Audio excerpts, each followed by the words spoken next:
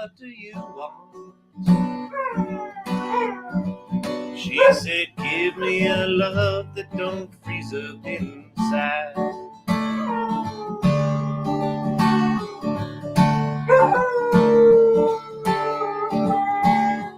Said I have melted some hearts in my time, dear, but to sit next to you, well, I shiver and shake. And if I knew love, well, I don't think I'd be here, asking myself if I've got what it takes to melt your icy blue heart. Should I stop? Turn what's been frozen for years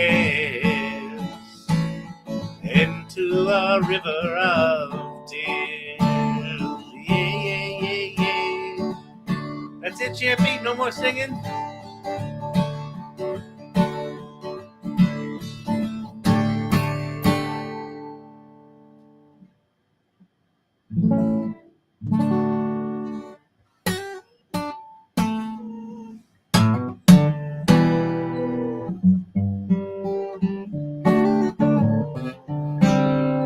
You want me to move that wire? Is that wire in your way? Let me get rid of that. There you go. Good evening, good people. What's shaking? What's going down? What's happening?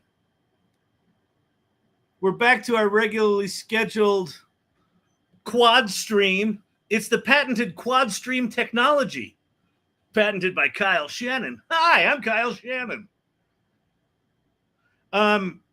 Yeah, quad stream.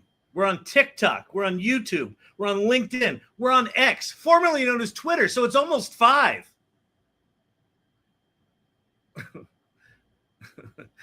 Now with 100% more jank. That's a good one. Now even jankier. Do me a favor. If you're on TikTok, you know what to do. Share the live. Tell your friends. Call your friends and neighbors who hate AI. They're our favorites. I'll tell you what, when you take someone that hated it, but has never tried it, and then they try it and they're like, oh my God, I didn't realize it could do that. That's a good day. That is a good day, my friends. Good, good, good day. Where is my mouse? There it is. Okay. That's all going there. Cam Kakin, how are you tonight? I am good. It is Meltdown Monday. We'll see if anyone asks a question that sends me into a tizzy.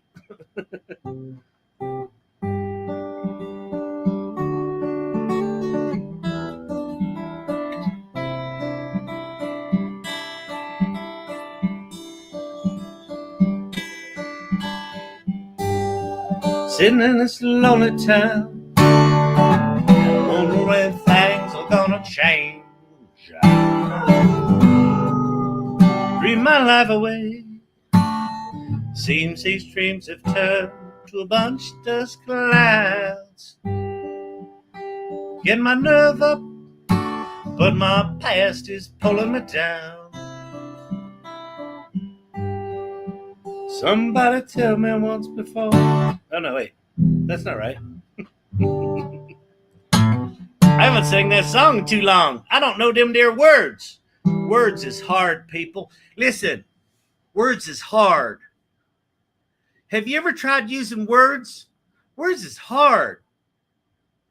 I don't know how to use words. Here's the thing about AI. You got to be pretty good at words, unless you don't have to be. See what I'm saying? It's a word thing. If you're good at words, then you use your words. But sometimes you don't need your words. Then you don't use your words. My name's Kyle Shannon, and I'm an expert on AI with words. You put the words in the whole chat hole. You put the words in the chat hole, and you push the button. That'll be $149.99. $149.99 Put the words in the whole chat hole. AI Masterclass, right here.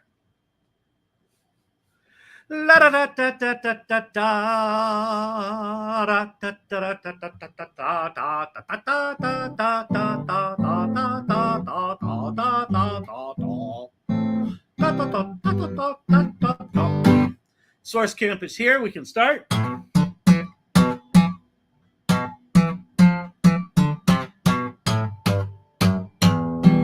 We can create smut on Grock. Yay! We did it. We can finally create our own prawn. Because you don't want to say the P word. Cam Catkin, did you read the book about Sam Altman, Optimistic by Keach Hagee? I have not. I am generally not a reader. What I will commit to is asking ChatGPT about it.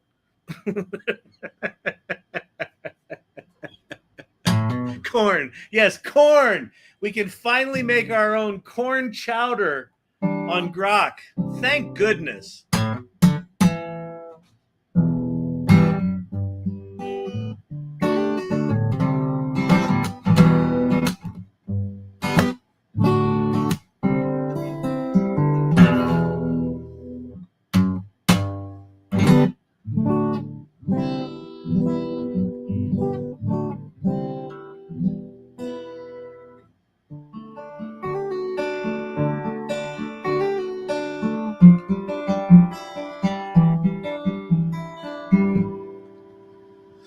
Yes, Kyle, did you see that you got asked to be part of Pika's creator program? Yeah, that's awesome, Danielle. I don't think I'm a part of that one. I'm not really sure. I don't remember. Kyle, so what do you think? Which numbers are higher? Folks that don't like AI or folks that are scared of it? And any solutions for both? That's interesting. I think there's a third category. So folks that are scared of it, folks that are scared, folks that don't like it for whatever reason, right? They've taken a stand. It steals. It's the world's greatest plagiarism machine. All them students are cheating. We're not going to let them use AI because all them students are cheating. Hey, question. What technology do you think they're going to use when they graduate college? Well, AI. Well, why don't you teach them that in school? Because it's cheating. I don't know why school administrators always talk with their bottom lip out like that. It's weird. It doesn't make them look very smart. Anyway, you got those two. And I say there's a third category, which is they haven't heard of ChatGPT. They don't know. They have no fucking clue. I would argue that the people that are afraid of AI and the people that are angry at AI are roughly the same crowd. If they're aware of it, they're either like, oh, the robots are going to kill us, or oh, it's ruining everyone's lives. I would call them the conscientious objectors. Here's my guess, and I'm sure there's stats on this right now. 8 minutes in, Meltdown already. Yeah, good question, Ocean. Way to get me fired up 8 minutes in.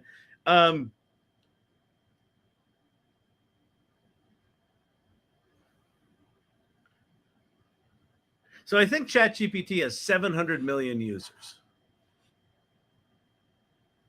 I would argue,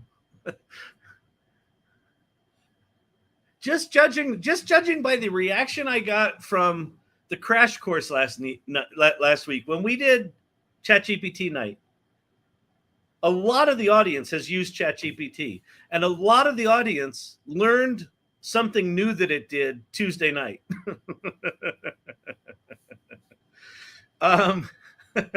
So my guess is that maybe 10%, and I don't think it's that high. I still think it's single digits. I think 8% maybe of people using generative AI, ChatGPT, things like that, are using it on a regular basis.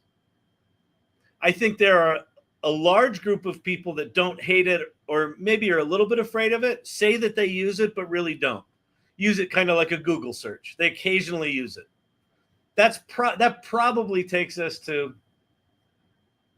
30%, right? So less than 10% actually use it. Probably less than 5% really use it. Less than 10 use it. Up to 30, don't really use it. And then I think, you've got people who've maybe tried it once. You get up to like 50% of people that are aware of it. And then you get into that range where, people who've never heard of it. Last November, it was 45%.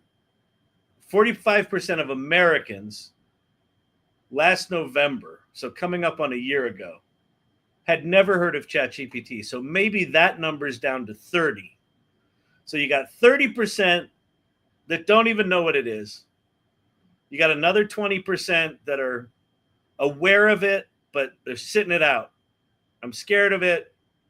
I'm pissed off at it. It's going to take my job. I just don't want to deal with it. And then you have like half are kind of dealing with it. But I mean, if you're talking about 5% actually using it, it means that we're still incredibly early. Looks like we've got someone from Kenya checking in on the live. Welcome, welcome, welcome. So I don't know if that answered your question. Oh, wait, what's it say? Oh, any solutions for both? Yes. The absolute key to getting people who are afraid of AI or pissed off at AI to use AI is to get them to use AI. And I wish it were different than that. It's not. You can't explain this stuff. Until someone has had their own Kevin McAllister moment, until they've had that moment where they're like, oh my God, I had no idea. And I think it's also, one of the things we talked about, I think on Monday was, when we were talking about the difference between traditional AI and post-ChatGPT AI, most people that are not dealing with AI probably think they need a math degree to be any good at it. That they haven't actually taken in that you can just use your words, even though words is hard.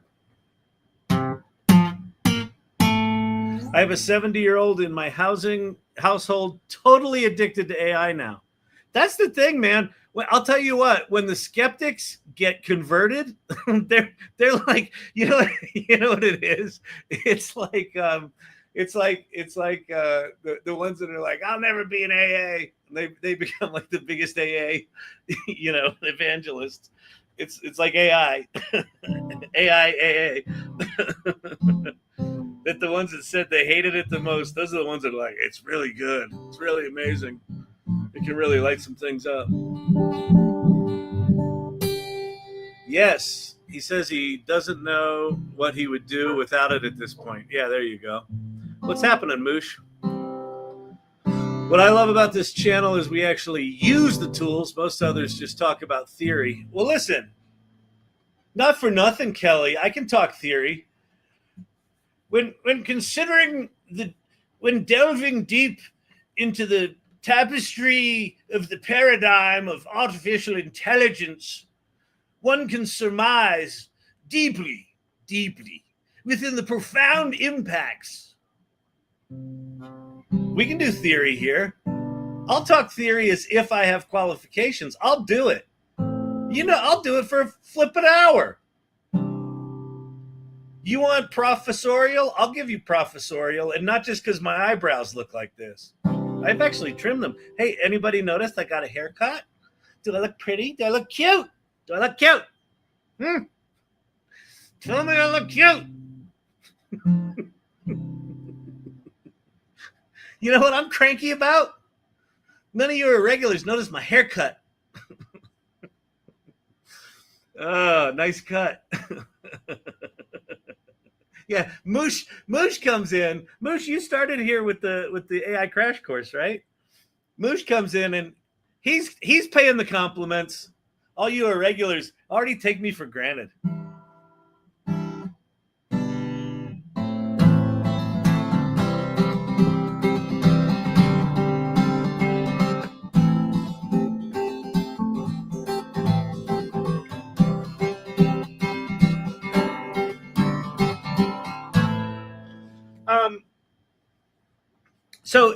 So if you did come here through the Back to Basics crash course, a couple of things. Let me share something with you.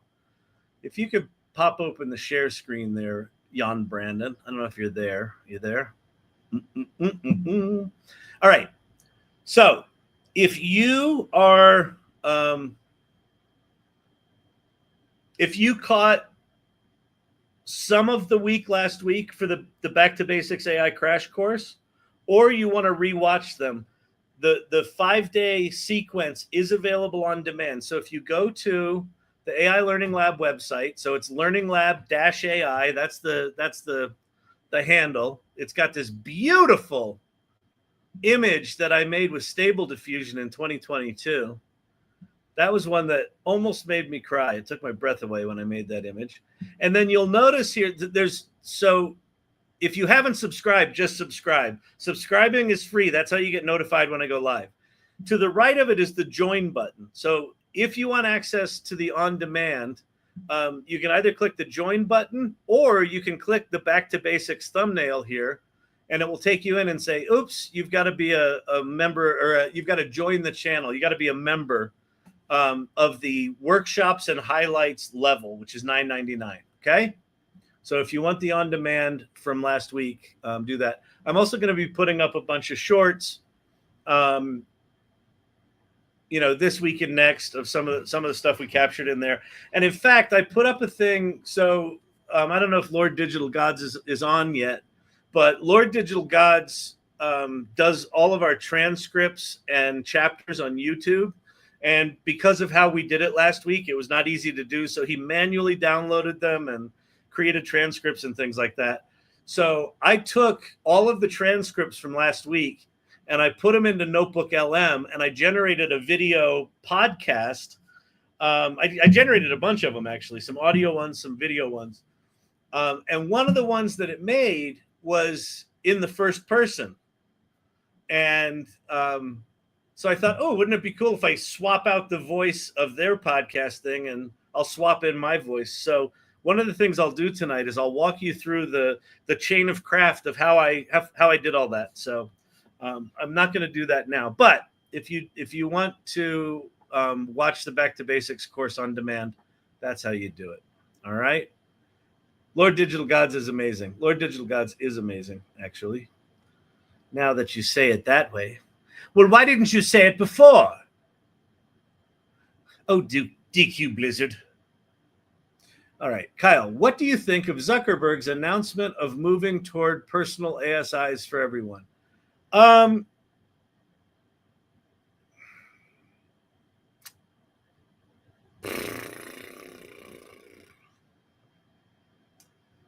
think Zuckerberg suffers from a lot of things.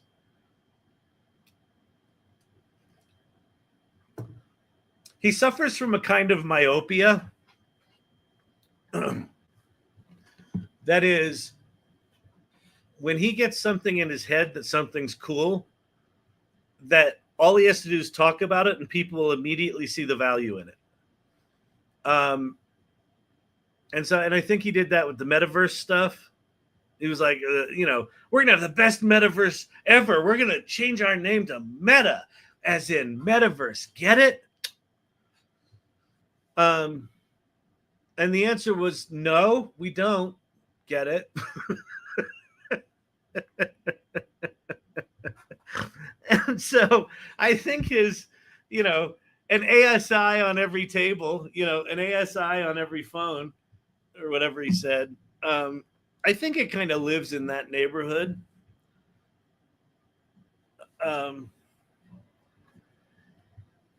Meta is very far behind. So check this out. If you want to know if we're in a tech bubble or not, there's a 24-year-old researcher. I forget his name. I assume he works at OpenAI. 24 years old. 24.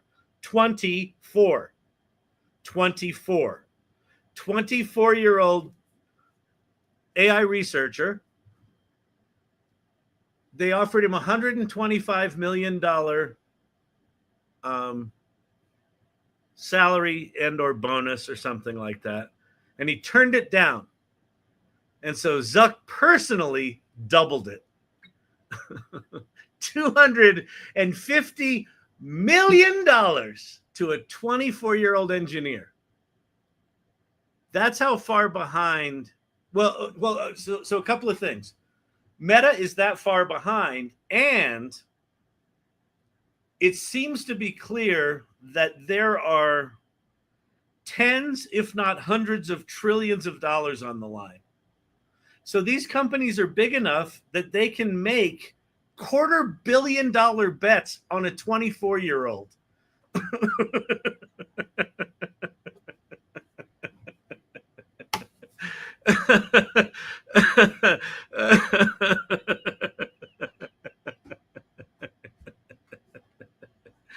Oh my God. Oh, it's exhausting. But if you've got any question of whether or not AI is going to go away, that question needs to erase itself from your brain. That's one of the things that I think the blockchain and NFT bros have done more damage than they realize. Not just wiping out, pension funds and billions of dollars of people's net worth. I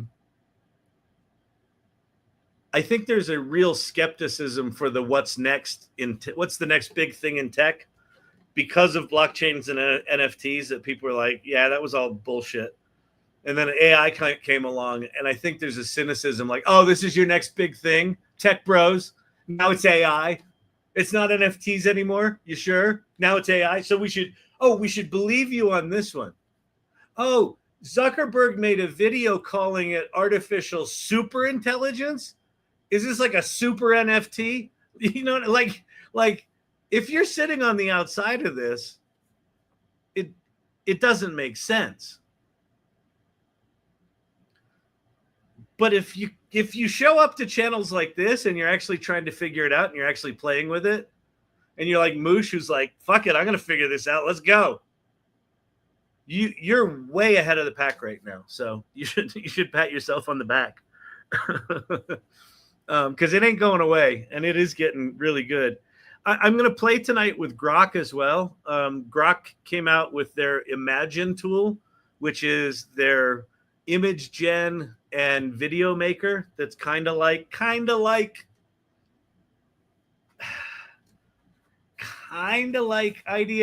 kind of like ChatGPT, not really like Midjourney, but it's got the simplicity of Midjourney's video making. Plus, you can make smut.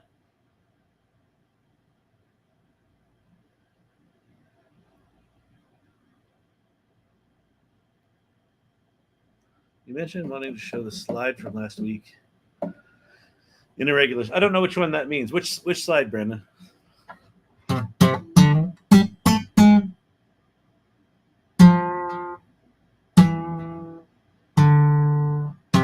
Meaning I was going to put it in irregulars, but didn't?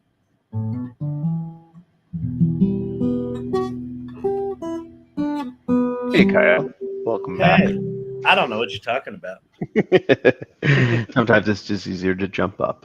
Mm-hmm. In the pre-show, we had talked about that you were going to share in the Irregulars channel. You had posted last week your slide that had all of the different things on it, and we were going to share that. Oh, the creative ones? No, I was actually just talking about showing the slide with the YouTube URL on it. Was what I was talking about before. But that's right. Oh, that's what I'm talking about. Okay. But speaking of irregulars, Steve-O's got an image for you in there while we're on the top.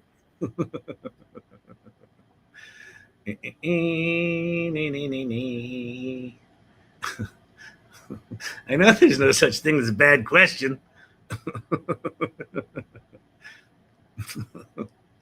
Oh, good Lord, good Lord, good Lordy, good Lordy.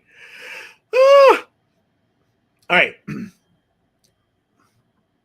So what are we going to do tonight? Who's got questions? Anybody have any questions? Anyone have any questions from last week? I know last week, I don't know about you, but who was here last week? Who saw it? Was it valuable? Like, were you as overwhelmed as I was with what is considered back to basics? Like, a whole other strategy could have been taking one feature in ChatGPT and just doing that for a week. That could have been another strategy. June Mary liked it. It was so good. I was here every day. Thank you, Danielle. I saw the first episode and somewhat totally forgot to tune in for each night after. Well, it's available on demand. I'm having trouble with my canvas disappearing. Oh, that's interesting. You can pop them back up. Oh, you mean they're just disappearing entirely from the chat? Yeah, I've had that a couple of times. ChatGPT really is a janky mess. Last week was fire. Cool. Beautiful, beautiful, beautiful, beautiful, beautiful. I'm not just fishing for compliments here, by the way. Really, I'm not. Don't tell me I'm awesome. Okay, don't do it. No, I'm not. I'm actually curious, like because one of the things Brandon and I were talking about is doing maybe a quarterly version of that. But like I don't know. It's so hard to figure out what to put in there.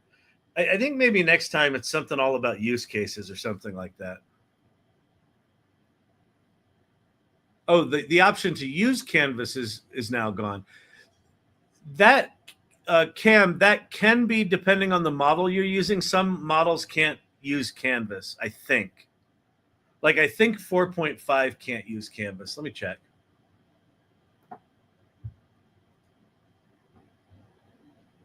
That's ideogram. That's not Chat GPT. Where's Chat GPT? I need Chat GPT. If I go to 4.5, go to tools, Canvas is there. If I go to 03, Canvas is there. And I think the other thing you can do, Cam, is you can type in /canvas. So let me turn off Canvas. Type in /canvas. Oh yeah. It shows up there. So even if you do that, it doesn't show up. Like, write an epic poem about the manufacture of hot dogs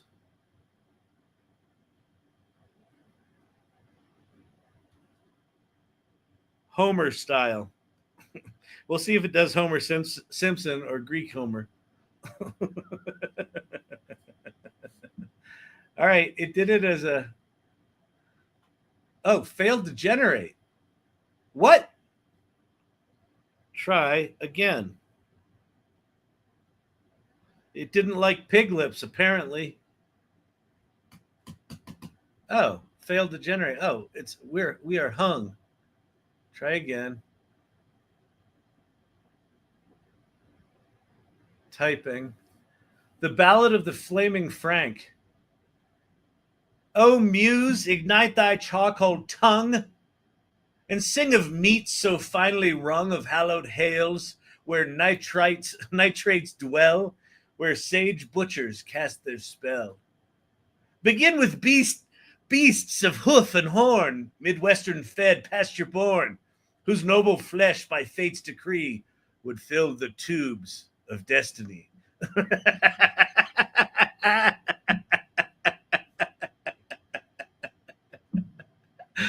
They came by truck in twilight shade to gates where stainless saints have prayed and offered up the sacred grace, their loins to feed the human race.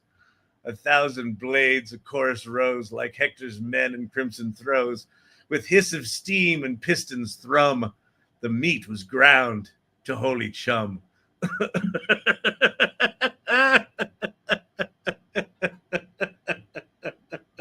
If you have not made stupid poetry on ChatGPT, what are you doing with your life? Come on. Play first. Play first. I didn't say work first. I didn't say make an automation first. I didn't say get more efficient first. I didn't say ChatGPT can do data analysis first. I said play first. What does play look like? Looks like epic poems about hot dogs to me. A bowl of thunder vast and deep did churn the mix of ancient sleep. With spice and lore and flesh was blessed, then piped through skins by fates compressed. linked the stars in sausage chains. The Frank was born in factory plains. In smoke it bathed, in brine it wept, while OSHA's gazed, eternal kept.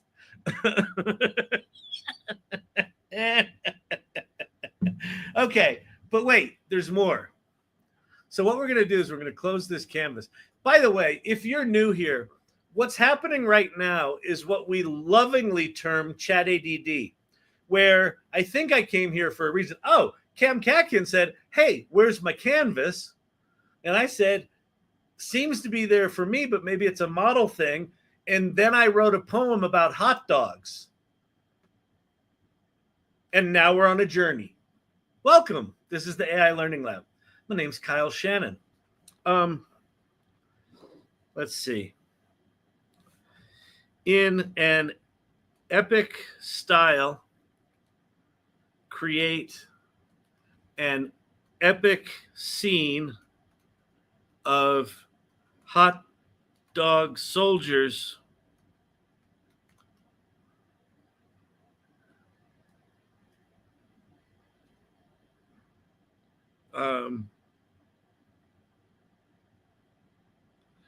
forever seen. I did it as a rhyme. Look at that.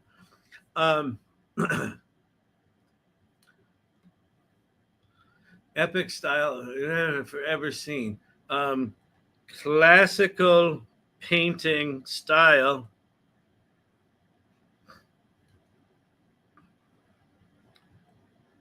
Give me a hero image for the poem. Poem.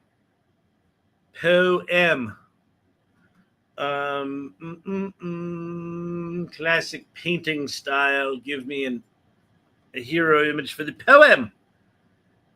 Do we want more than that? It is dusk. It is dusk at the end of a weary journey.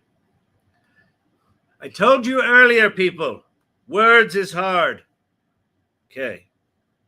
As Steve Martin once said, some people have a way with words, other people not have way, I guess you'd say. You see the comedy there? Because it was about, you assume that because he's saying it, he has a way with words. Explaining jokes is really bad, right? Because I don't know if you're laughing. It is possible someone laughed. Kyle, I have a question. Can we trust that the economy will help everyone being automated out? No, we cannot trust that. I think that capitalism's going to do what capitalism's going to do. And the centers of power will do everything they can to keep doing what they've been doing for the past 30 or 40 years, which is just, cycle the wealth to the top and just see how long we can take it. And I think a combination of COVID and AI is going to break that. So I think something is going to break at some point here. By the way, we got to stop this. It's making it square. We don't want a square image. Make it a wide image. Okay. I laughed because I remember Steve Martin's delivery, which was funnier than mine. I know, because he's Steve Martin and I'm here. Oh,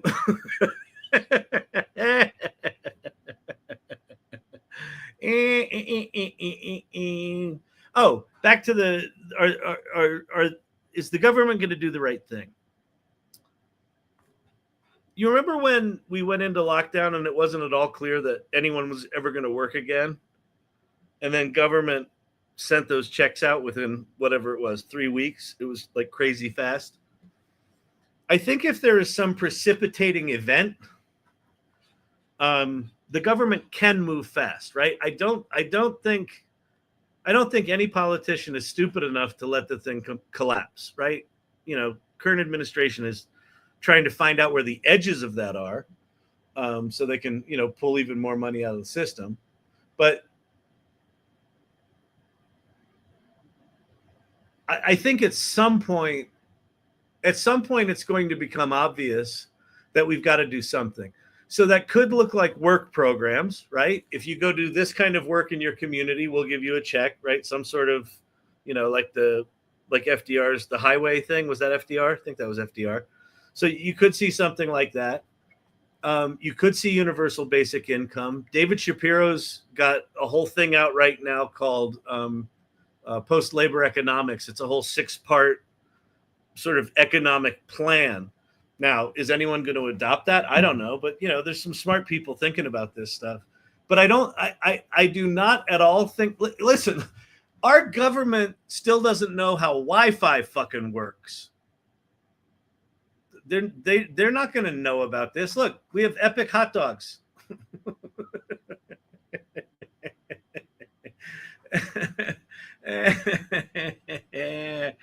Let's see.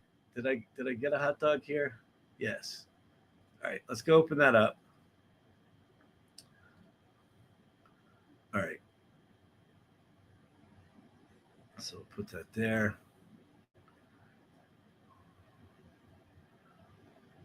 All right, you got it? It's looking good, right? Yeah, good. Okay, so now we're going to go over here. Edit message.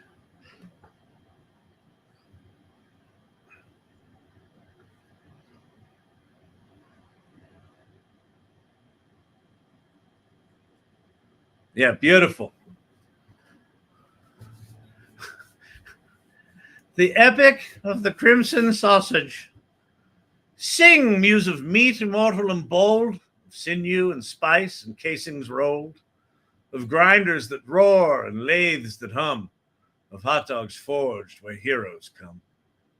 In factories vast where steam gods dwell, where apron-clad titans with stories do tell, do battle with bone, with cleaver and flame, to birth the Frankfurter, glory and name. This is a different one. I guess this was the first one that it said it failed on. First came the sow from the corn-fed plain, and cattle who grazed with drizzle and rain.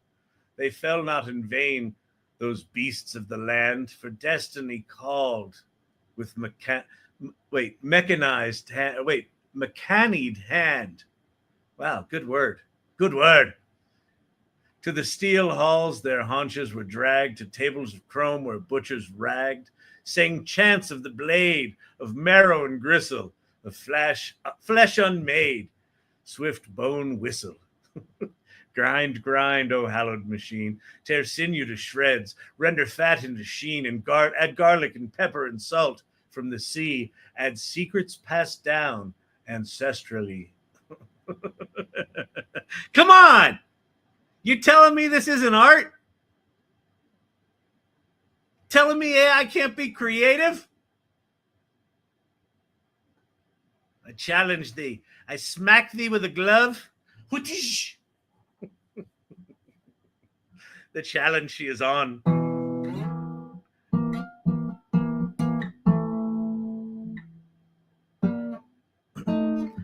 McCauley, what's happening, sir? I hope you're well. I saw your post that you were hospitalized or something weird ass happened. Hope you're okay. Good to see you here. Oh, man. Okay. Hot dogs fight. Love the pick. I know that pick was great. Oh, you know what I'll do? Let me grab this. Let's go put this in irregulars. I think there's nothing better than a good hot dog image with an epic poem about hot dogs. So where I am right now, if you are like, but Kyle, how did you get there? What is the AI Salon? What are you doing there? How did you get there? What is it? There you go. Right there, people. Hang on. Just calm down. Calm down. There you go. If you're not a part of the salon, go to community.thesalon.ai and join. And then if you scroll down on the left-hand side, there's a little area called irregulars. And that's where the hot dog poem is going to live. With the epic hot dog art. And this is probably going to tell me it can't upload it because it's too big. Oh my God. Honest to God, I want to scream at the top of my lungs at technologists who don't adopt standards, or at other technologists who invent new standards just for the sake of inventing a new standard. Who are you people? All right, JPEG, desktop. We'll go downloads because that's where we already are. We'll go back over here. We'll go do this. If you're wondering why I'm whining, that's my prerogative. Do we have an image? Yes. Yes, we have an image. Should we make it a background image? What's that look like? Let's see. Post. Don't notify. We're not going to notify the whole community. Oh, that's so good. Look at that, people. That's so good. I like it. All right. There you go. The epic of the crimson sausage. Sing muse of meat, immortal and bold. Oh, good Lord. All right. Kyle, I think my problem is I'm having trouble accessing Canvas from my custom GPTs. Oh, Cam, I can fix that. I can fix your problem. I can fix your problem. I can fix your problem. I'm going to fix your problem. So Cam Catkin.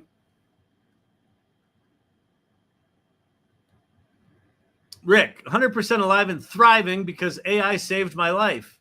Thanks for asking, Kyle. Yeah, you're welcome. Yeah, I saw that post. That's absolutely amazing. Citizens United, agree. Immunity for social media, yep. Repeal citizenship for corporations. Yeah, exactly. That would take us a good way there, wouldn't it? Okay. We're gonna go new chat.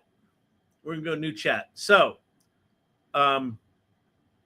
let's go to Sin City Sipper. And I'm gonna say, now I may have already adjusted this one. Let's do the reverse Gen X reverse HR translator.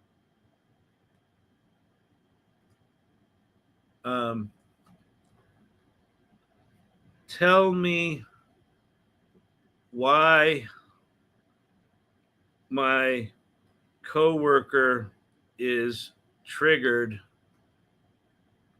when I said my dog was fat. Oh boy, you've just stepped on a landmine called pet parenting culture wars. Okay, whatever. So I'm going to say, add that to a canvas. Well, there it just added it. But let me go show you something. If we're going to go here to this one, close that. And we're going to say edit GPT. We go to configure. I think, yeah. So one of the options, Cam, in the configure tab is you can turn on or off canvas. My suspicion is that some of your custom GPTs don't have Canvas turned on. Could be it. Might not be, but go check the one that doesn't have it. I bet that's what it is. And if I solved it, then I'll be like, I have a purpose in this world. I found my special purpose. Mom, was it from The Jerk? Is it his mom? Mom, I found my special purpose.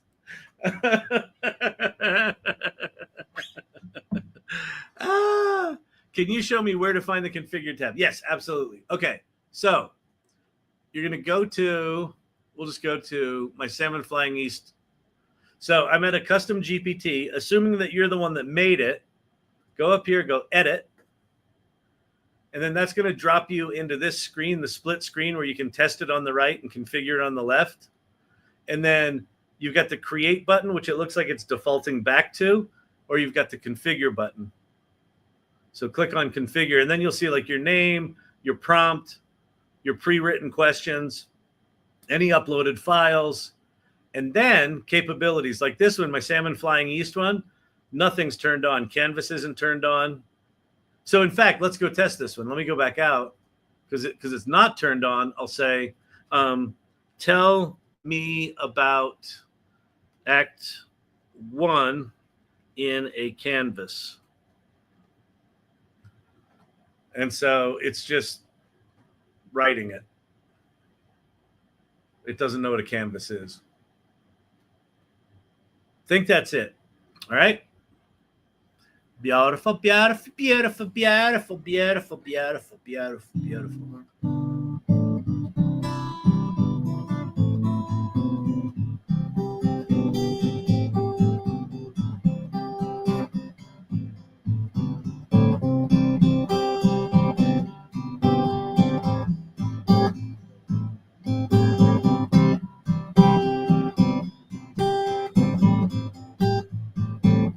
What's up, Champy? You angling for cheese? What's going on? Why are you whimpering?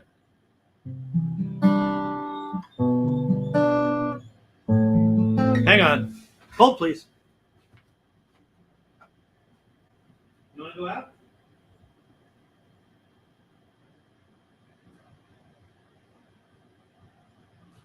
We got a whimperer.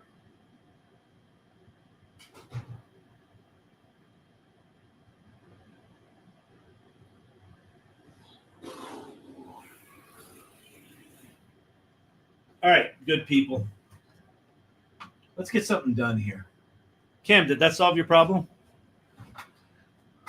I checked and my Canvas button was checked. Then I got nothing for you.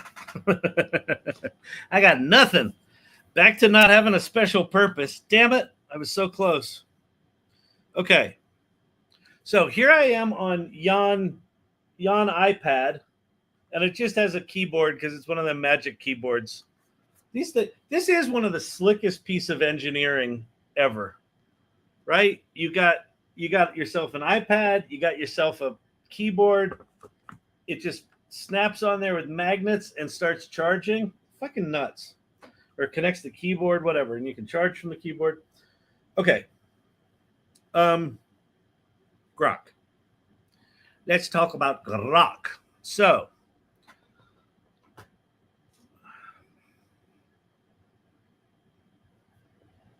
I'm trying to figure out if I talk about Grock seriously or not. And I think you have to, because Grock 4, from a benchmark standpoint, kind of blew a lot of other things out of the water.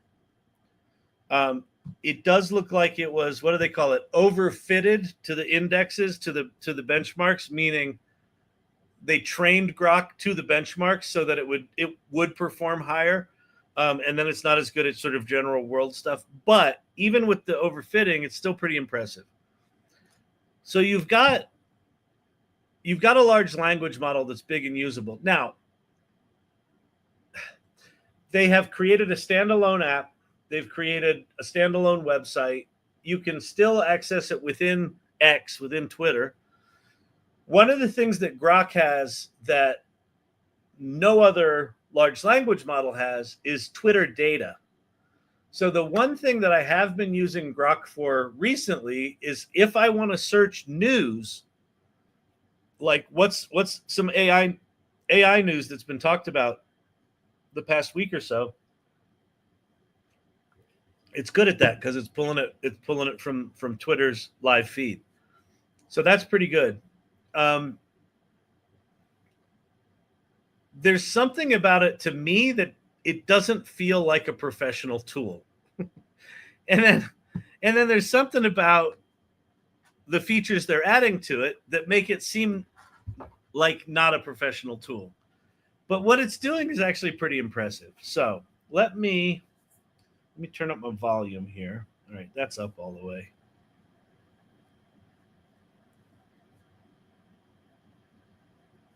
New.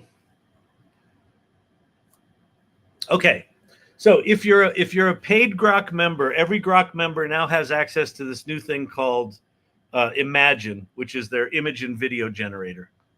Do I have to turn down my brightness? I do. Way too bright.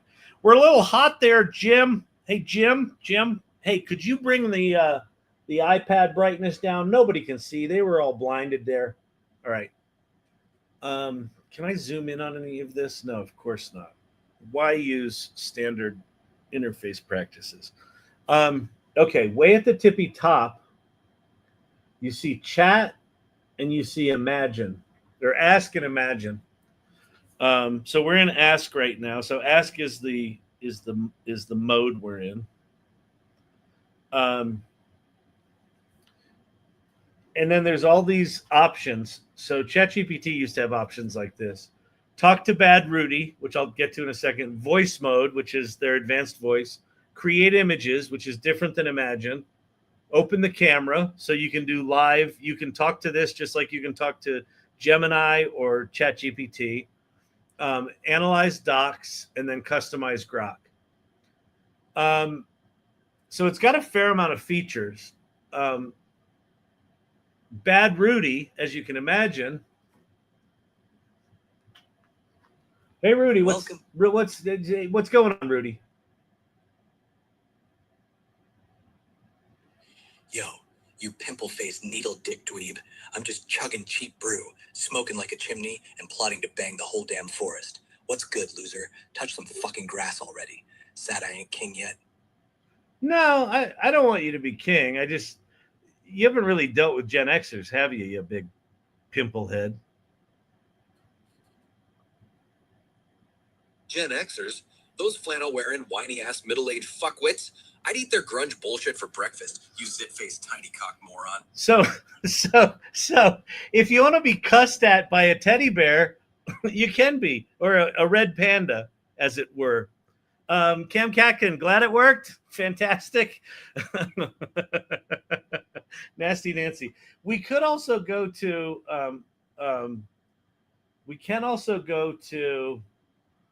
Annie.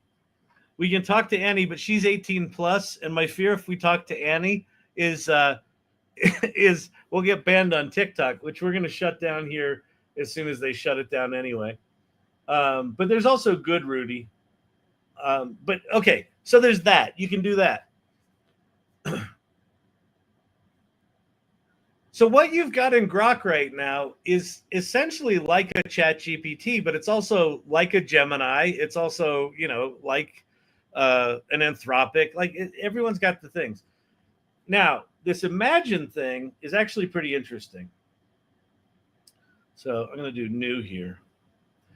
So when you click to Imagine, you get to, a scrolly page of here's shit everyone else is making, which we've seen that before. And I don't think this is dynamic. Unlike Deco here, where you get a dynamic one of these, this is not dynamic. But the image model that these guys are using is pretty crazy good. So here's what we'll do. We'll go back to ask, and I'll say, let me speak it. Write me 10 image prompts. Sure. Here are 10 image prompt ideas for you. A futuristic city at sunset with neon-lit skyscrapers and flying.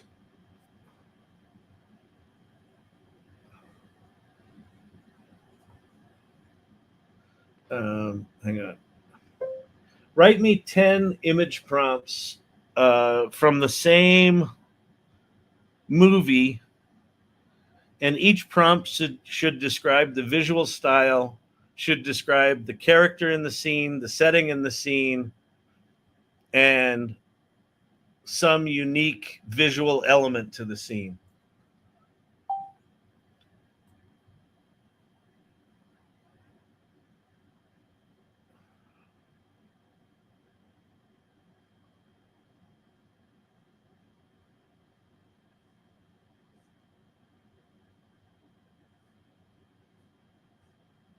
All right, so it's writing us prompts.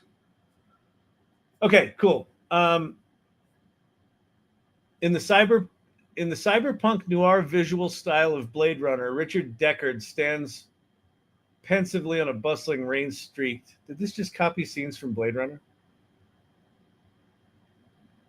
Yes, it did. That's funny. All right. Well, that's the other thing about Grok. It doesn't seem to give a fuck about trademark or copyright. But copy. So I'm going to copy one of these prompts, and then I'm going to go over into Imagine and just paste it in there. Paste. You could also, if you want to use your brain to make the words, that's an option. I don't, but you can.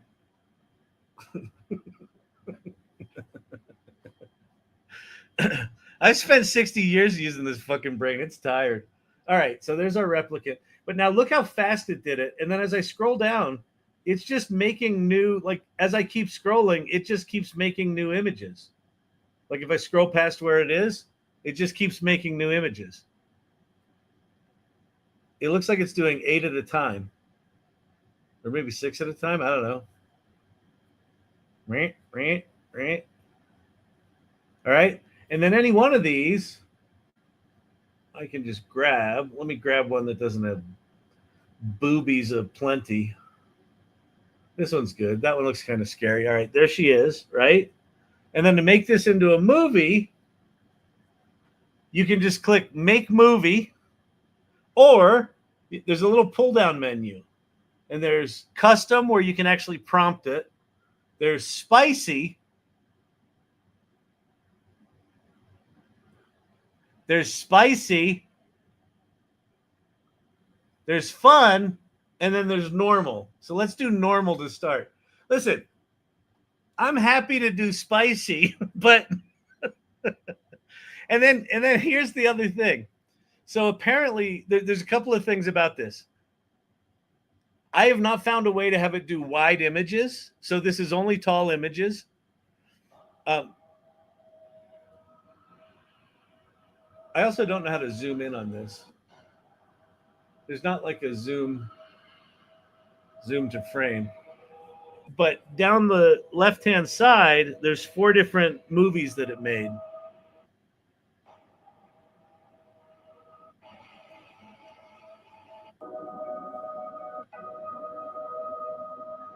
And then let me redo this, and I'm going to do this as fun this time. Let's do it as fun.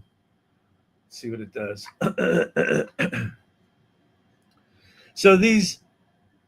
So Elon said, I don't know, 3 days ago, that they actually found the old archives of Vine. So if you had Vine videos up on Twitter, oh, that's cool.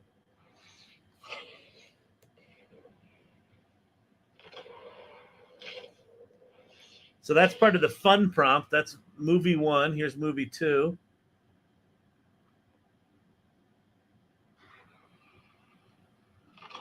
Looks kind of the same.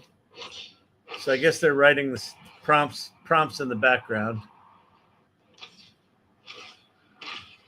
All right, so we're gonna redo it. I'm gonna do it as Spicy, and I'm gonna edit this. I'm not gonna just turn this around while it's making spicy videos. Okay? I get to be private with my little spicy replicant. 60%. We're almost at spicy.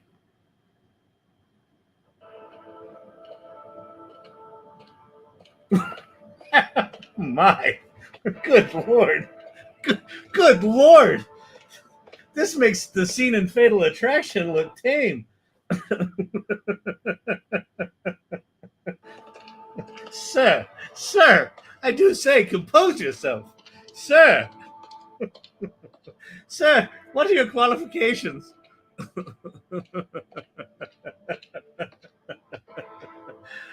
Well, you will just have to leave that to your imagination. I'm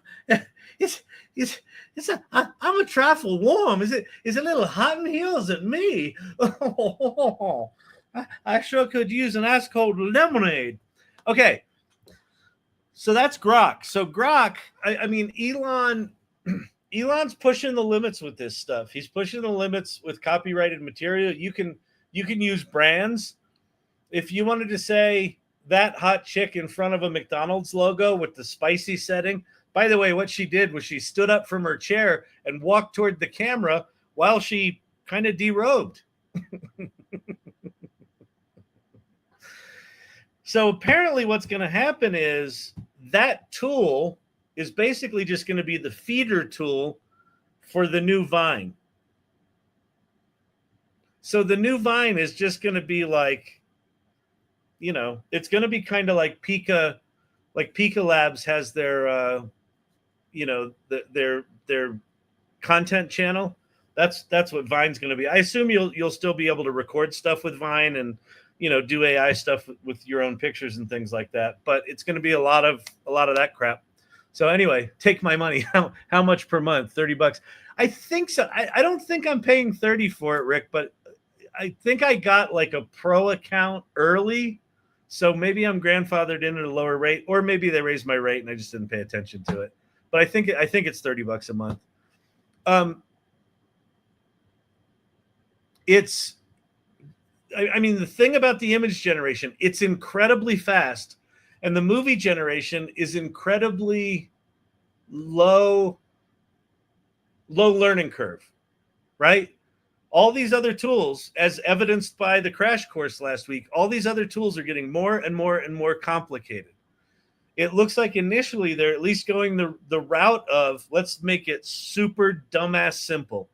And if you want to make some sexy waifu anime chick that does what she does, great, go at it, have fun.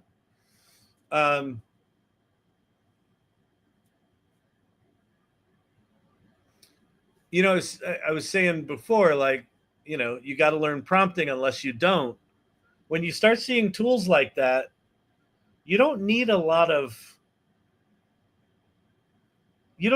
sophistication around prompting. You can just go, make me a picture of a hot cartoon chick in Japan.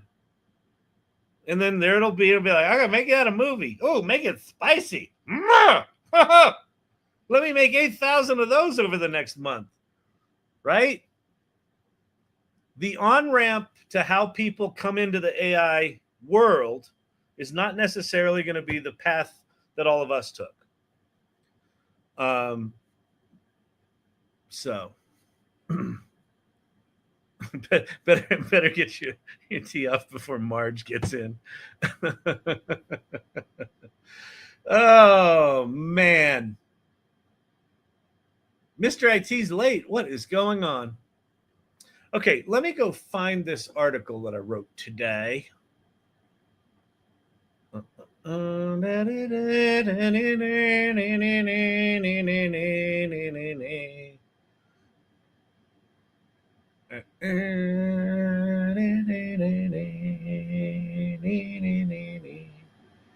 right, here it is. Here's the post. Good day to you, sir. Good day. All right. I've got to give you a different kind of share screen here. If anybody has any questions, producer Brandon will flag them and field them. Okay. So, earlier today, I wrote this post. If you treat AI like a genius, you'll be disappointed. If you treat it like an intern, AI makes you a genius. And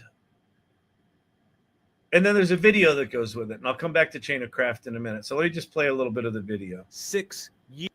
All right, let's talk about something that feels like it just appeared out of nowhere, right? Generative AI.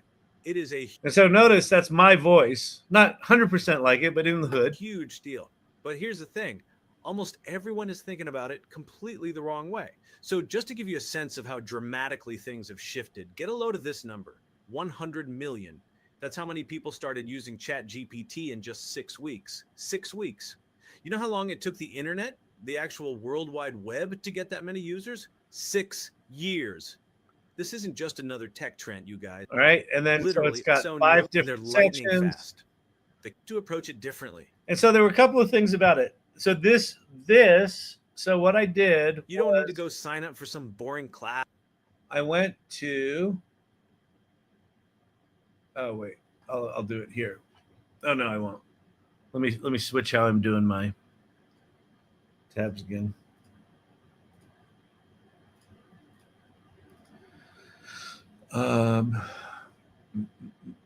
That's that. Go here. We're gonna go here. I'm gonna go to Notebook LM. Okay.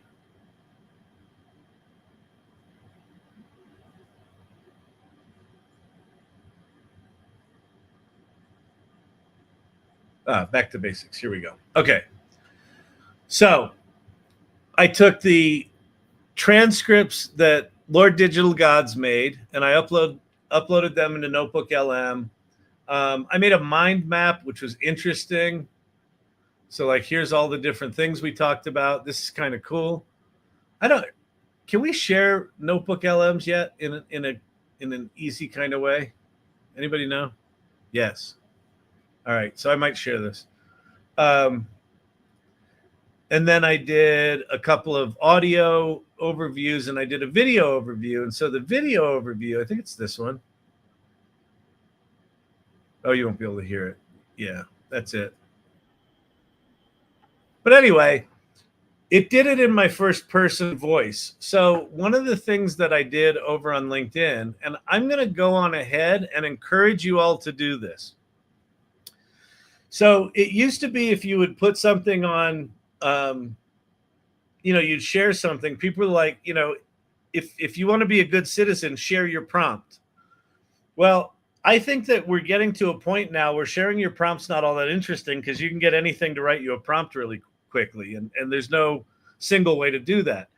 But sharing your chain of craft, I think, is actually kind of interesting because it gives people ideas of, oh, there was a lot more to this than just he pushed a button and out squirted some crap, right? So my chain of craft here was, I created the 5-day course and gave that last week. Lord Digital Gods transcribed those things and we uploaded them, or I uploaded them to Notebook LM. Then I created multiple audio and video overviews. And then I found this one that I liked good enough to share. And it was in the first person. And I thought, hey, wait a minute. Why don't I change it to my voice? So if you've never seen that feature in 11 Labs,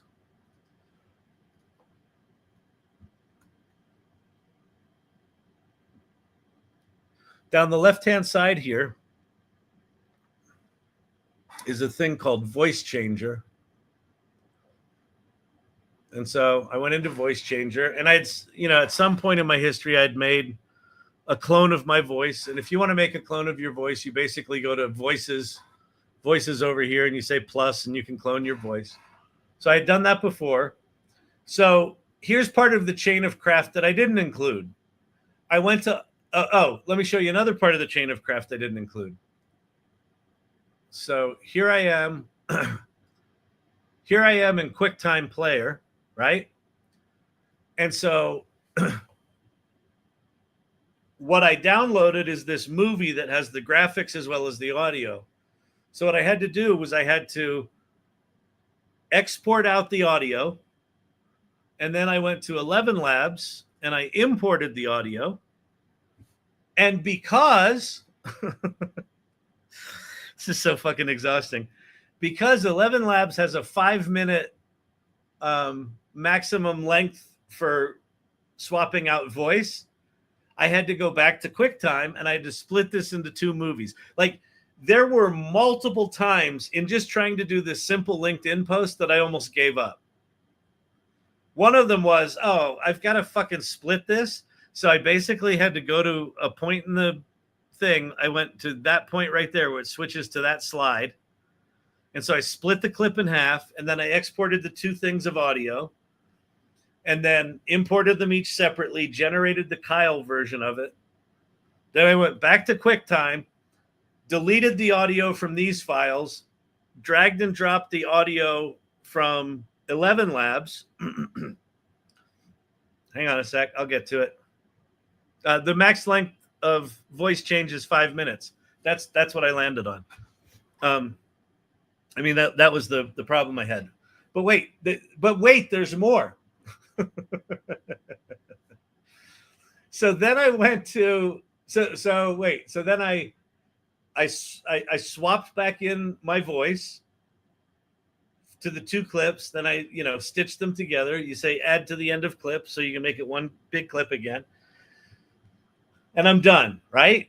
So then I go to Twitter and I upload the file, and it uploads successfully, which that's one of my big problems is they never upload successfully. It does, and it's missing the audio.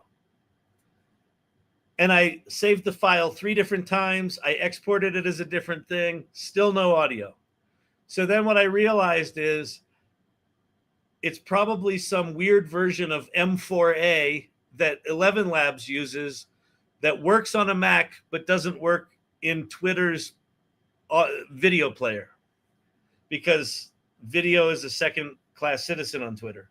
So I go back and I find an online M4A to MP3 converter. I take my original Kyle files, I convert them to MP3, I redo the videos, I restitch them together, I upload it to Twitter, it works, and then I go over to LinkedIn. And so in this chain of craft, right here is probably about a dozen steps of me cussing that I just didn't even put in here. But that's the state of the industry right now. Is if you want to do something simple, it's actually quite hard. And to be hang on.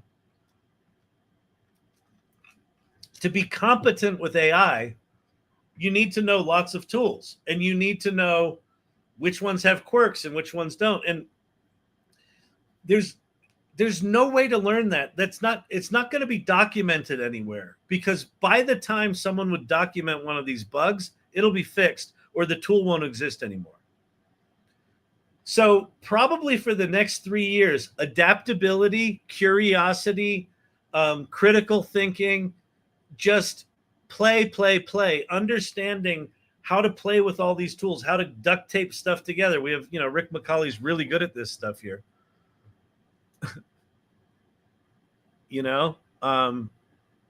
Actually, all of you are really good at this stuff.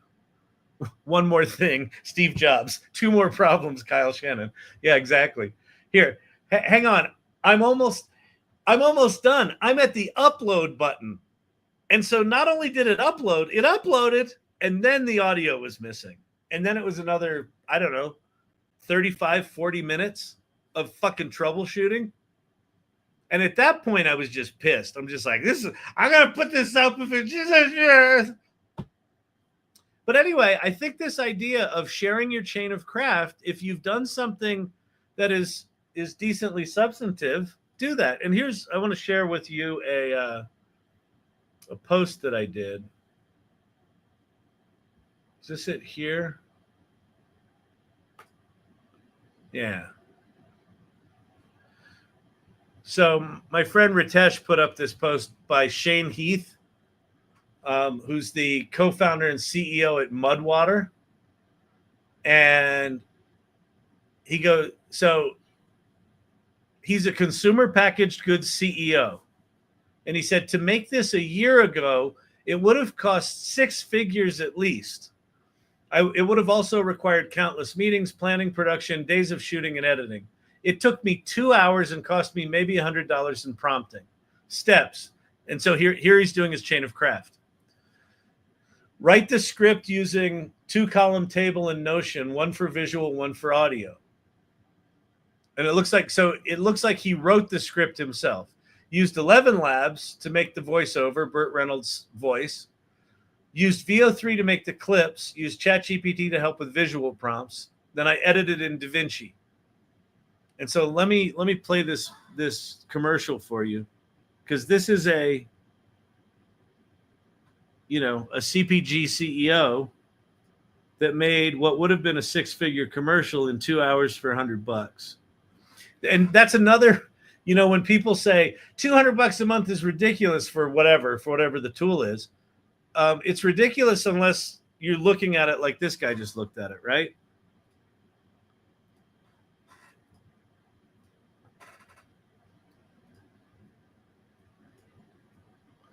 So again, this is his company, Consumer Packaged Goods. At Mudwater, we exist for one reason: to help you achieve your dreams. I want to slackline the Grand Canyon. I want to ski Mount Everest naked. I want to start a cult, the cool kind.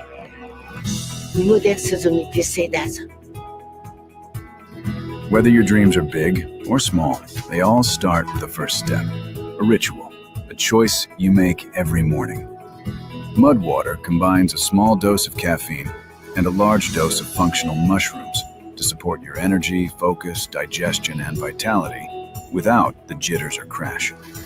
It's organic, third-party tested, and trusted by over 100,000 daily drinkers. Mudwater, here to support your morning ritual and wildest dreams, whatever they might be. Try Mudwater today. Right? So I guarantee you those product shots he probably had from, previous photo shoots. And then, all the script, all the old people, all those really expensive flying shots, those are all free, $5. So again, the skill increasingly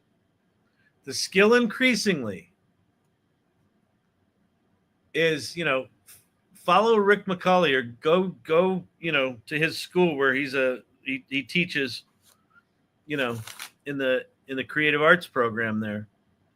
The skill increasingly is you being the producer. You having the idea, you knowing what is the chain of craft roughly you need to do to pull it off. Do you have enough tools that are capable enough or that you're good enough to use so that you can take that idea and imagine, okay, I'm going to go here, I'm going to do this. Like when I heard the video thing today, there were a couple of things in it I didn't like, but they weren't enough that I wanted to edit them, but I did want it to be my voice. So I was like, okay, I can do this. I can make it my voice. I can do this thing. I generally know I'm going to go to 11 labs. I know how I'm going to do it. I'm going to go to QuickTime. I know how I'm going to do it. Like that becomes the skill from a tactical standpoint. Knowing which tools to deploy when is the important thing. And then you are Rick Rubin.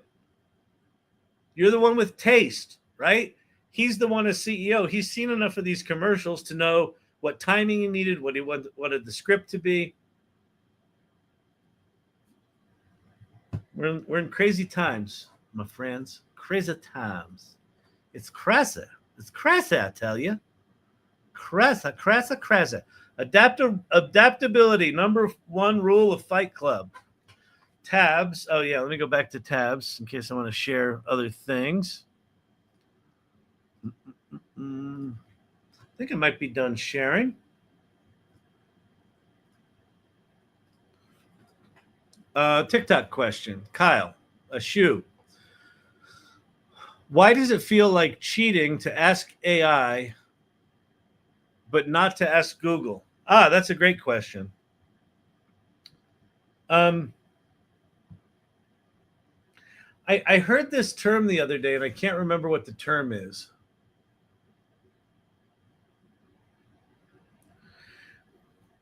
We have a bias that I think was established at the turn of going into the 20th century.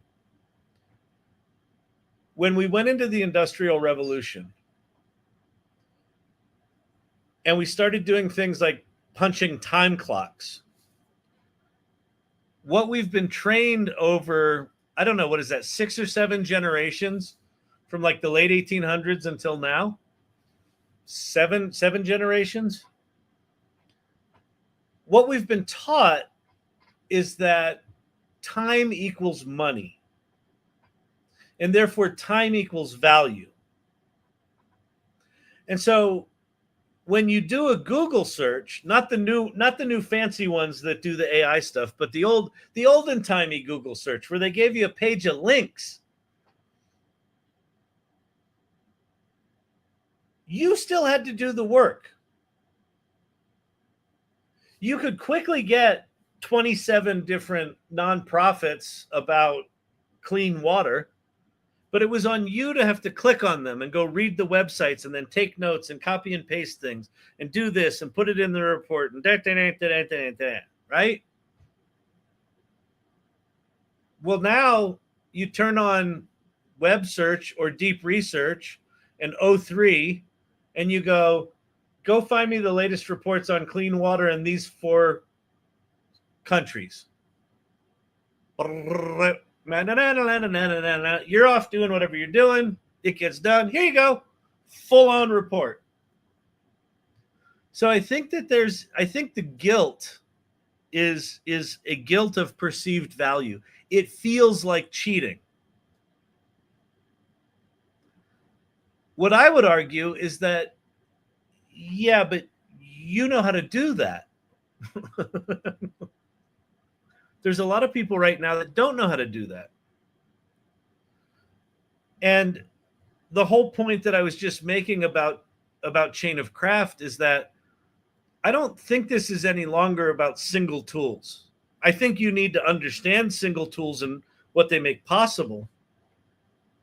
But I think this is increasingly about multiple tools being deployed to a problem. And it's going to be us that determine what problems we want solved. And as agentic AI gets better and better and better, we may not have to have the kind of knowledge that I'm talking about. But right now, while agents kind of suck, it is a real superpower to be able to use these tools. So first of all, I would a thing that I would strongly encourage all of you to do is if you're feeling guilt about using AI, if it's feeling like cheating, if it's feeling like you're not doing the real work, I would look long and hard at where's the value. Let me give you an example. Ethan Mollick is a professor at the Wharton School of Business, and he talked about it like this. He said, a student comes into his office hours, and the student says, Mr. Mollick, will you write me a letter of recommendation? And historically, that letter of recommendation would have taken him an hour or 2. And then the student would then send that out, and people would read, Ethan Mollick likes this kid. Let's give him a shot. Let's give her a shot. And now the kid comes into his office, and he can knock out that letter of recommendation in 2 minutes. And his question was, where's the value there? Is the value in me taking 2 hours, or is the value in getting the kid the appointment? If you get the kid the appointment, does it make that letter less valuable if Ethan didn't pen it himself over an hour and a half? I don't think so. Now, if you're in the creative arts and you say, no, but Kyle, you don't understand. I love painting. And if I use AI to make a painting image, then I lose my joy in painting. What I would say to that person is, then don't stop painting. Keep painting. If for you, the joy, the value is in the process, then keep doing that process. But if the value is in any way in the output or some combination of outputs, and it doesn't matter how you got there, then don't fucking feel bad about it. If it took you 2 minutes, it took you 2 minutes. That's my thing. Humans want to own the story of the journey of our path, human destiny, not AI to give them the solution. We live to tell the story. Yeah, but I would argue, Rick, that AI's like in the whole reason I came up with this idea of chain of thought or chain of craft, and like I don't think it's my idea. I think any creative expression always goes through some level of chain of craft. But what I was finding was that chain of craft was being diminished if you used AI tools, that people would just say, oh, you just pushed a button. And there was no craft there. No, there is craft there. Even if all I did was press buttons, knowing which buttons to press, knowing how many times to press them, knowing which things to curate, to put together to tell a story, that is the chain of craft. That's me as a producer taking outputs. Like if I'm a music producer, I could take outputs from individual musicians if I had the skills. I could put them into a digital audio recorder if I had the skills. I could put all those things together. And I could tweak the knobs until it sounds like what I want it to sound like. I can go, here's a song. I can also say, I need a song that gives me this emotional feel that talks about these things with these words, and put it into Suno, and that comes out. If all I need is a song that's got that feel with those words, I can do it either way. Both of those require some level of craft, some level of production.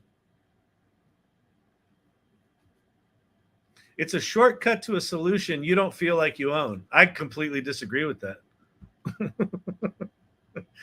I absolutely think I own the stuff that I put together with AI. The stuff that I give a shit about. Because it's like that shit didn't make itself. Of the 45 songs we made when we stumbled onto Weird Mary, the one that I chose because that resonated with me as a human. Like I didn't write the song, but it's something that spoke to me. So the counter argument is, do you feel you made the song as much? Well, you know what, Rick? I'll tell you what. I like the song well enough that I taught it to myself on guitar.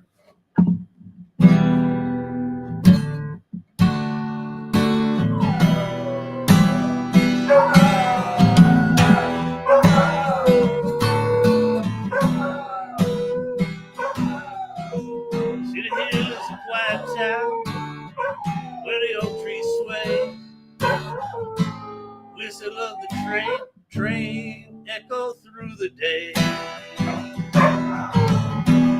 People greet you with a nod. Nothing ever seems to change. Each unique and strange. So yeah, that feels like my song. Brandon's kid, who Brandon made a song for him. His kid came up. He said, I want to make a song about whatever it is, right? And together they sat down and he made a song. His kid, it's like, that's my song. That's my song. Going faster skips the cost of getting there. But Rick, what you're missing is, okay, again, I go back to, if the value to you personally is in the journey of writing a song, then that's what you should do. But if the value is in the song itself, if you just need a song, I need a song to serve this purpose, I can still make it, and I can still make it quickly. Like, is it Is it a different experience? Yeah, it might be a different experience. But here's the difference I would argue to you, is that in the time I can write a song manually, I could write an album with AI. And if I have a concept for an album and I put those, like I have all these different song ideas and I put them in and I curate them out and I figure out which ones I want. And I figure out what order to put them in and I do the artwork for the cover. That's every bit as much creating something as me writing the song. And then you can make one of two arguments. Either I enjoy that process of making the album or I don't. If I don't, then I shouldn't be doing it. But I can tell you that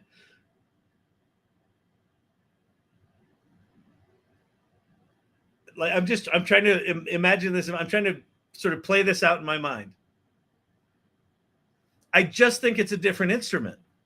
The guitar and me writing lyrics manually is like my brain, my words, my chord knowledge, and my strumming. That's some set of tools that I deploy to write a song. I can take my brain, my knowledge of producer AI does this with songs, UDO does this, Suno does this. I can do my lyrics over here in these 3 different models in ChatGPT and get them close. And then I can go edit them over here, or I can just let Suno give it a shot and see if I like the song at all. Those are just tools those are, for me, those are skills that are no different or no better or worse than learning chords on a guitar. They're just different tools. They're just different instruments. I'm still the conductor, right? So I just disagree with you on it. Guitar then is the reclaiming of full human authorship. I'm giving my songs to all humans to take all AI out of the final. Maybe. But you have less suffering and less investment. Okay, the less suffering piece. Rick, maybe this is because you just got out of the hospital. You do not have to fucking suffer for art. Like, if anyone, you should know this. You don't think I can be neurotic and insecure when I'm making things with AI? I absolutely can. I don't often, because sometimes I get really excited about it. But it's just a different tool of expression. It's again, I go back to, was it Rick Rubin? Yeah, Rick Rubin. Rick Rubin was talking about, you know, there was a time where to be considered a musician, you went to Juilliard and you learned classical pieces and you joined a symphony, and then you worked your way up to larger and larger symphonies. And if you wanted to be a real musician, you were in a symphony, and it took you decades, unless you were a prodigy, and then it took you a decade. And you knew everything. You knew all the classics. You knew all the theory. You could improvise. You didn't have to.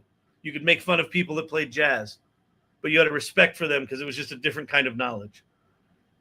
And then along came punk rock, and you just needed an electric guitar and 2 power chords or 3 power chords, and you could start a band. And what those classical musicians would argue is, well, that's not real fucking music. You don't get any joy out of making music with 3 chords. Have you ever seen a punk band? They seem to have a pretty good fucking time.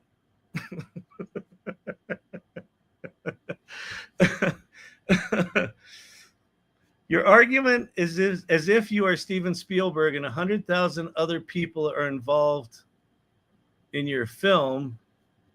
You own the film. I don't think he owns the film, but what Steven Spielberg owns is the vision for the film. And that I would say he does own. Those 100,000 people are working at the service of his vision. And that's what I would argue is our new job. Our new job is to have the vision. Our new job is to say, what tools do I need to bring together to bring this to life? As the holder of the vision, Rick, you could say, I'm only going to use real musicians for the music piece of this, but I'm going to use AI tools for the special effects because I don't have a $20 million budget. Okay, that's a choice. You know, by your argument, you would say, well, you're not really doing creative special effects because the people didn't suffer or go through the pain of making those special effects frame by frame. You just prompted it. But if it serves your vision, it's not better or worse. It's just different, is my point. Read the next line. AI gives you the ability to have 100,000 people and a $10 million budget in your pocket. Yeah, I agree with that. Are you saying that that's not a value then? I just think it's different. Like here's what I would argue. You can absolutely argue that the Mudwater CEO took the jobs from 20 agency people and a bunch of photographers and lighting people and actors. Or you could say the Mudwater CEO is going to make, 100 videos where he may have only made one before. And just that's going to happen in general. There's just going to be a proliferation of content everywhere. And it's not all going to suck. Some of it's going to be good. Most of it's going to suck. He's agreeing with you. Hydrate. You're starting to sound like Sam Altman.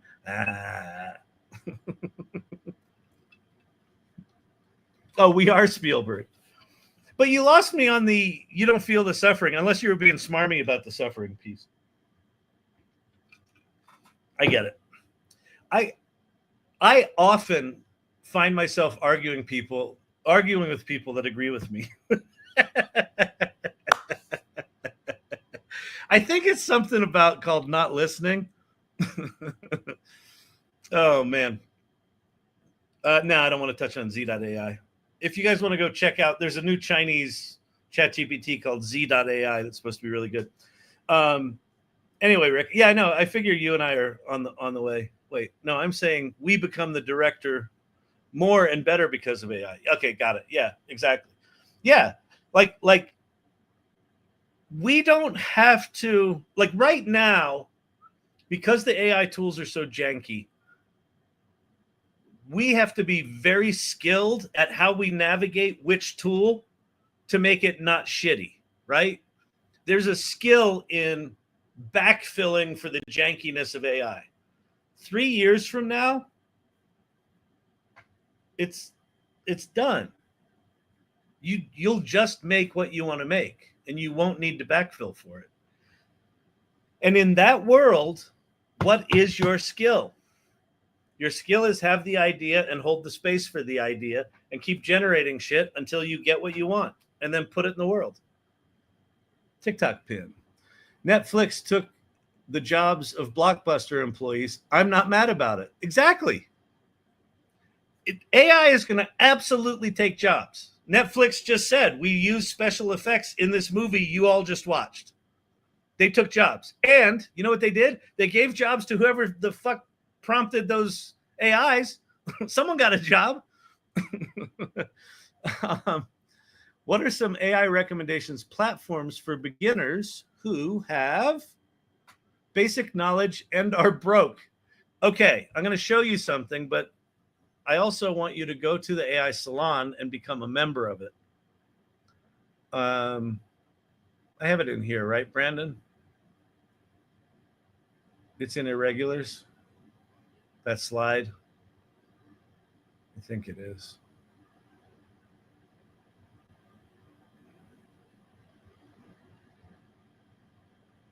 Oh, I know where I've got it. Hang on.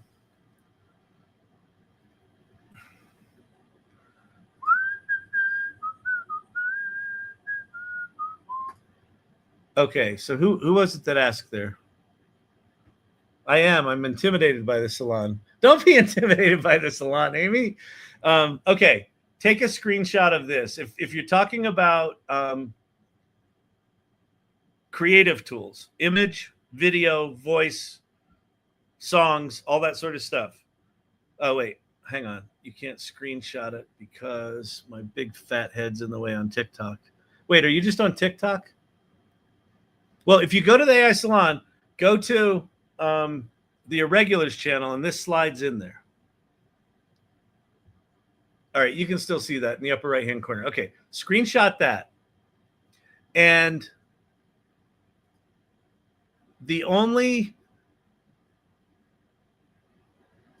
tools on here that don't have some level of freeness is Midjourney and Luma Labs. All of the rest of them have at least some free level to make shit with. Okay. This is not anywhere close to a comprehensive list. But all of these won't waste your time. These are all really good tools.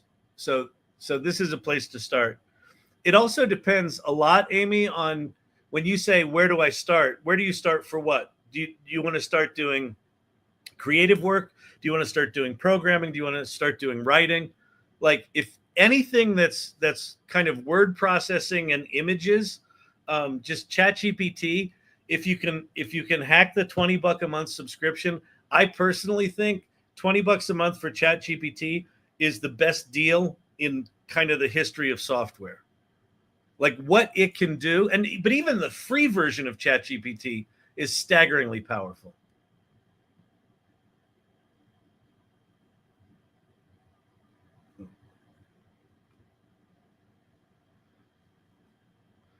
All right. How do we deal with AI idea envy, even if the ideas are cheap by nature? The way you deal with that, Ashu, it's a great question. Someone else comes up with an idea and you're like, oh, that's so good. Well, one is we live in a world where people are not shy about stealing other people's ideas. So if you want to be inspired by something, but then take it and go, okay, cool. I see. If you want to be inspired by something, go see what they did. Like you can take any image, go into ChatGPT and say, make me another image inspired by this one, and it will. Or you could say, describe this image, and then take that into Midjourney and use that as a starting point to do something else. The other thing is, don't get too precious about your ideas. Like ideas are a dime a dozen. Like I've got an idea for a musical. I've spent the last year and a half writing it and working on it and tweaking it and this and that. Am I worried that someone might steal that idea? Maybe. Do you know how hard it is to write a musical that doesn't suck and then get it produced? Like most ideas are really hard to actually execute. So I would say just, be less precious about the ideas and more precious about execution. Just go build. Rick McCauley, what's happening? Oh, you're muted. I can't hear you, Rick. You're not muted here, so it's on your end.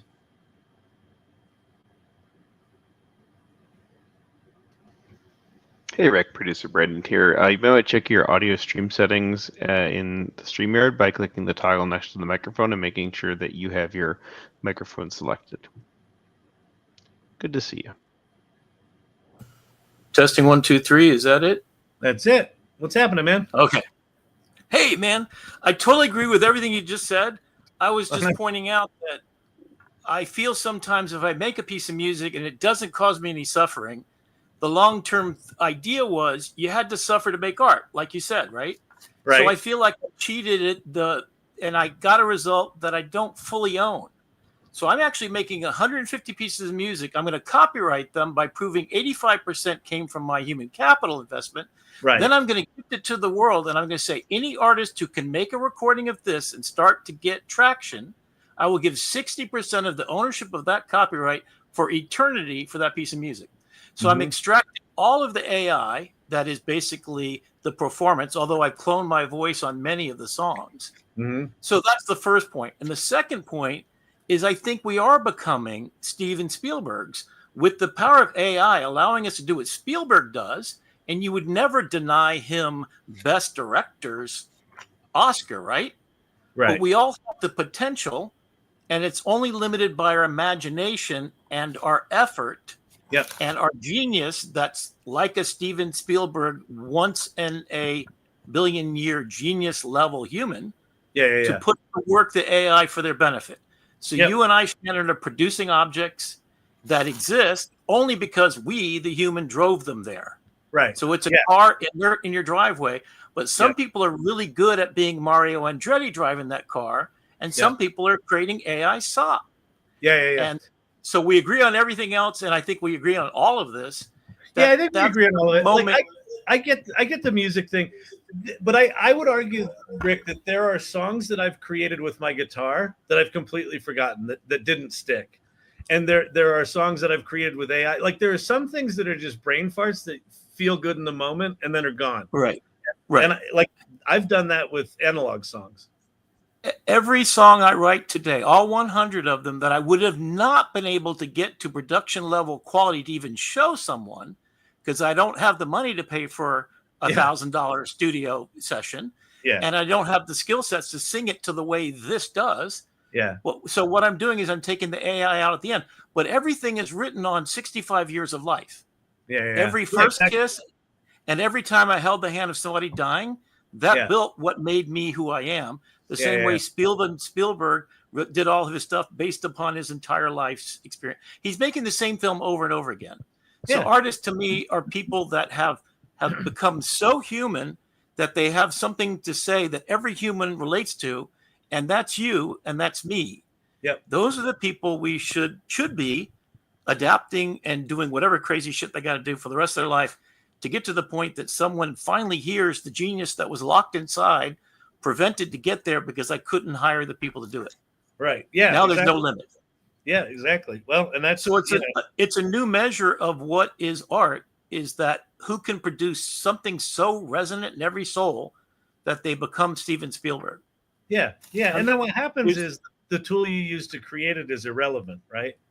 Yes. If you can it becomes the car, it becomes the rocket ship in your driveway. Your destination and how you get there is fueled by you. Yeah, exactly. That's it. So if we're all the director of the destination, everybody's got a rocket ship in their pocket, which they do right now.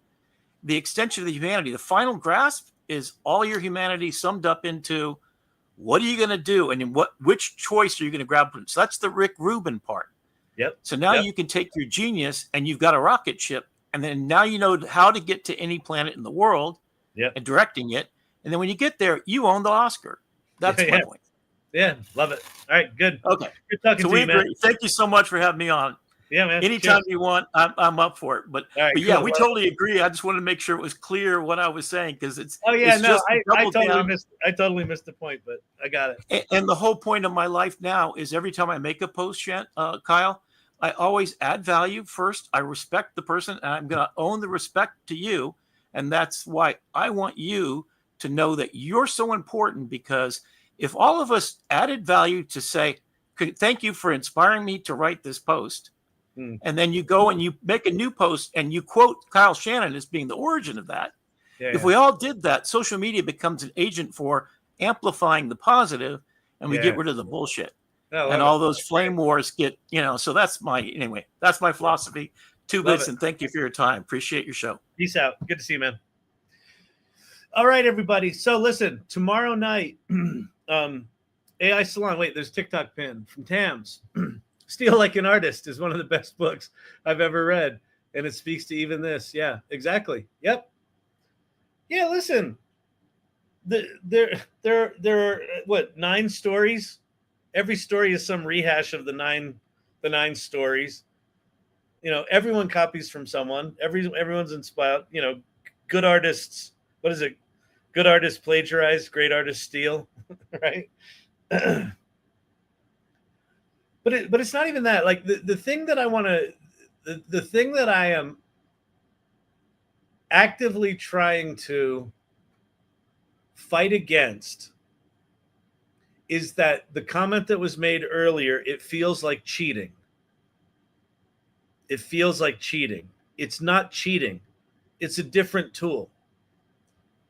If you used to have to walk across America, I would imagine that getting in a train felt like cheating, right?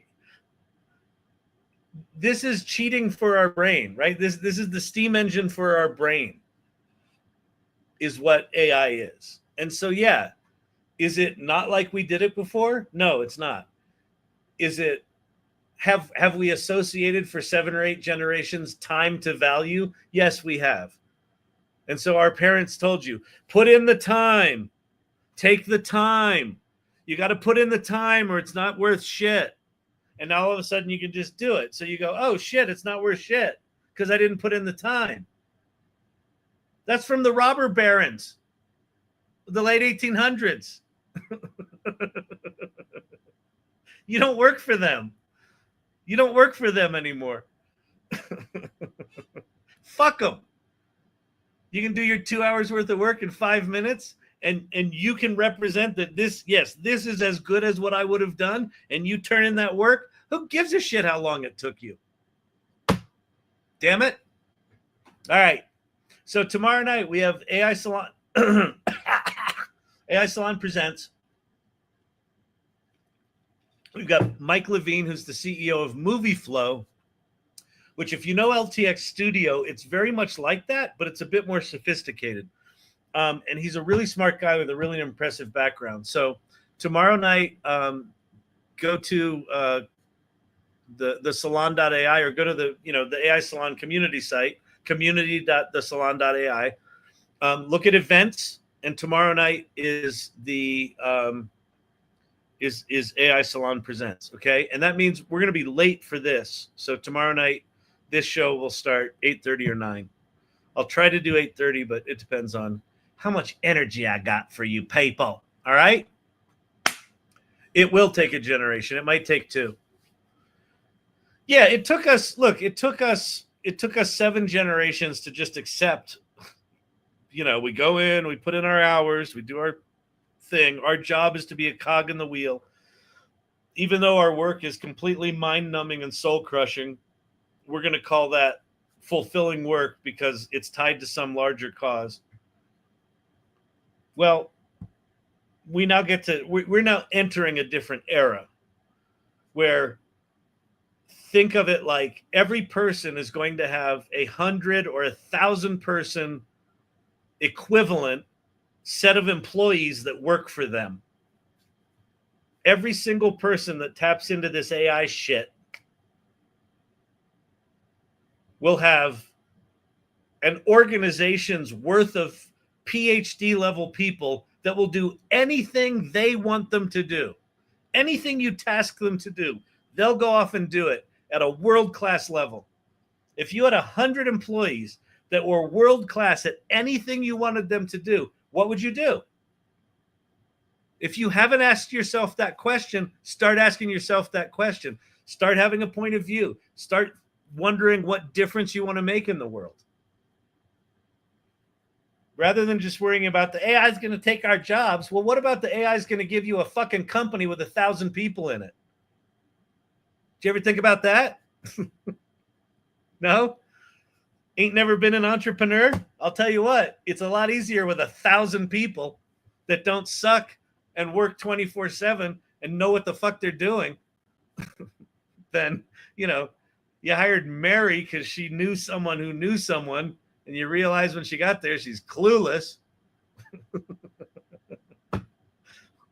Now you got to work with her for 3 months because you don't want to ruin that relationship.